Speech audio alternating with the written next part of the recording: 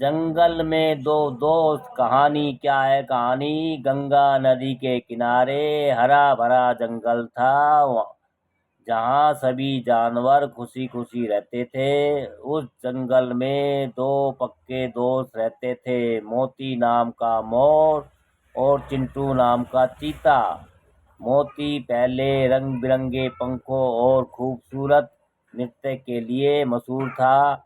जब वह अपने पंख फैलाकर नाचता तो जंगल के सारे जानवर उसे देखने आते। वही चिंटू अपनी तेज रफ्तार और ताकत के लिए जाना जाता था। वह जंगल का सबसे तेज धावक और हर शिकार को आसानी से पकड़ लेता था। दोनों दोस्तों दोनों दोस्त हमेशा एक दूसरे की तारीफ करते। मोती कहता, चिंटू तुम्हारी रफ्तार को तो कमाल की है।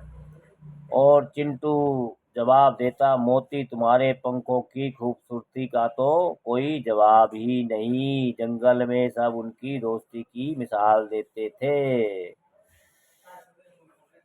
जलन की शुरुआत।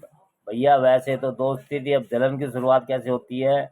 जलन की शुरुआत हुई। एक दिन जंगल में मेला लगा। सारे जानवर इकट्ठे हुए, अपनी अपनी खूबियां दिखाने लगे। मोती ने अपने रंग बिरंगे पंख फैलाए और ऐसा नृत्य किया कि सारे जानवर तालियां बजाने लगे।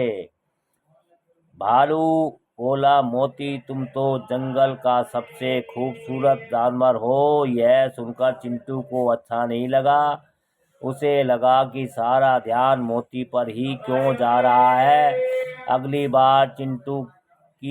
बारी चिंटू की थी। उसने अपनी तेज रफ्तार दिखाई और पलक झपकते ही एक पेड़ से दूसरे पेड़ तक दौड़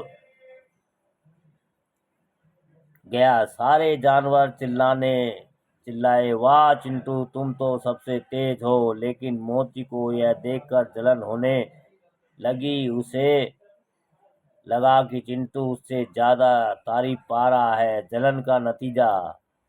जलन की आग दोनों के दिलों में लग गई। मोती ने सोचा, मैं चिंटू को दिखाऊंगा कि मैं उससे बेहतर हूँ। उसने जंगल में एक नृत्य प्रतियोगिता का ऐलान कर दिया। उसने चिंटू को चुनौती दी, अगर तुम मुझसे बेहतर नाच सकते हो तो आओ और दिखाओ। चिंटू हंसकर बोला, मोती मैं नाच तो नहीं सकता, लेकिन मैं दौड़ में तुम्हें हरा सकता हूँ। चलो रेस एक रेस करते हैं। दोनों की शर्त लग गई। पहले नृत्य प्रतियोगिता हुई। मोती ने खूबसूरती से नृत्य किया, लेकिन चिंटू ने कोशिश तो की पर वह गिर गया। सारे जानवर हंसने लगे। चिंटू को बहुत बुरा लगा। उसने सोचा, मोती ने मुझे सबके सामने मजाक बनवा दिया है। अब मैं उसे हराकर दिखाऊंगा। अगले दिन दौड़ की बारी आई और चिंटू तेजी से दौड़ा और मोती को पछाड़ दिया। मोती हाँफते हुए पीछे रह गया। सारे जानवर चिंटू की तारीफ करने लगे। मोती को हार का दुख और जलन दोनों सताने लगे। उसने चिंटू से बात करना बंद कर दिया। चिंटू को भी गुस्सा आया और उसने सोचा, मोती मुझसे जलता है, मैं भी उससे नहीं बोलूंगा। जंगल में अकेलापन। अब भैया आपस में एक दूसरे के जलन होगी तो फिर अकेलापन भी होना था। दोस्तों दोनों दोस्तों ने एक दूसरे से मुंह फेर लिया। जंगल में पहले जैसी रौनक नहीं रही। मोती अकेले अपने पंख फैलाकर नाचता, लेकिन उसे मजा नहीं आता था क्योंकि चिंटू की तारीफ सुनने की आदत हो गई थी। चिंटू तेजी से दौड़ता, लेकिन उसे भी अकेलापन सताने लगा। यह सोचता, मोती एक एक के बिना जीत का मजा नहीं।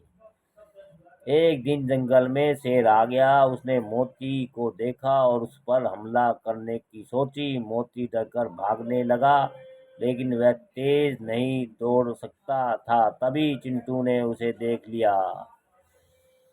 और उसे अपनी दोस्ती याद आई। उसने तेजी से दौड़कर शेर का ध्यान भटकाया और मोती को बचा लिया। शेर डर कर भाग गया। पछतावा। दोस्तों, अब पछतावा भी है। पछतावा और दोस्ती की वापसी। मोती की आंखों में आंसू आ गए। उसने चिंटू से कहा, मुझे माफ कर दो चिंटू, मैं जलन में तुमसे ऐसी बेवकूफ़ी कर दी। तुम्हारी तारीफ देखकर मुझे जलन हुई, लेकिन आज तुमने मेरी जान बचाई। चिंटू ने भी रोते हुए कहा, नहीं मोती, मैं भी गलत था। मुझे तुम्हारी हार पर हंसना नहीं चाहिए था। मैं भी जलन में अंधा हो गया था। दोनों दोस्त गले मिले और फिर से पक्के दोस्त बन गए। क्यों उन्होंने तय किया कि अब कभी जलन को अपनी दोस्ती के बीच नहीं आने देंगे। जंगल में फिर से खुशियां लौट आई। मोती और चिंटू ने साथ मिलकर एक बड़ा मेला आयोजित किया, जिसमें नाच और दौड़ दोनों की प्रतियोगिता हुई। और इस बार दोनों ने एक दूसरे की तारीफ की। दोस्तों, वैसे तो ये कहानी बाल कहानी है, जानवरों के बारे में बच्चों को समझाया गया है, पर ये सीख से इंसान भी सीख सकता है। बड़ा इंसान भी, समझदार लोग भी और हम इंसान भी कहानियों से सीख सकते हैं कि भाई जिसके अंदर जो खूबी है वो उसके लिए है। मोर के अंदर खूबी नाचने की है और चीते के अंदर खूबी है भाग दौड़ करने की। तो दोस्तों, सब अपनी अपनी खूबी में व्यस्त है, मस्त है और रहना भी चाहिए। एक दूसरे से जलना नहीं चाहिए, ये सीख है इस कहानी में। दोस्तों, अच्छी लगे तो लाइक और सब्सक्राइब और शेयर कीजिए और इससे ज्ञान और कुछ शिक्षा भी लीजिए कि एक दूसरे से जलना नहीं चाहिए।